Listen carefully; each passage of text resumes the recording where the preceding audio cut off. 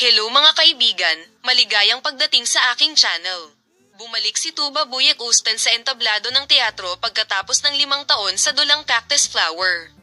Si Engina Curec, na hindi iniwan ng kanyang asawa sa espesyal na gabing ito, ay nagbigay ng kanyang buong suporta kay Tagba.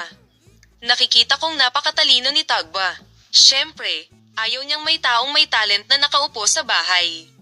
Susuportahan ko lang siya sa bagay na ito, at kung gugustuhin niya, gagawin ko ang lahat ng aking makakaya. Ang romantic comedy play na I Kiss the Cactus Flower, na pinagbibidahan ni Tagba Buyek Usten at Engine, ay ginanap noong nakaraang gabi sa Maslak 12.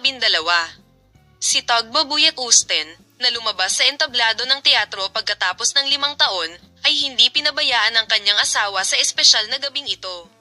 Si Tagba Buyek Usten, na lumayo sa entablado dahil ipinanganak ang kanyang sanggol 6 na buwan na ang nakakaraan, ay muling babalik sa entablado. Sinabi ni Engina Curec na palagi niyang sinusuportahan ng kanyang asawa sa pagbabalik sa entablado. I find Tagba very talented. Siyempre, walang gustong manatili sa bahay. Maaari ko lamang siyang suportahan sa bagay na ito, at kung gugustuhin niya, gagawin ko ang anumang magmula sa mga patay. Hindi ba ito ang pinakamahalagang tungkulin ng isang asawa? Sabi niya, patuloy naming ibabahagi sa iyo ang detalyadong impormasyon sa paksa.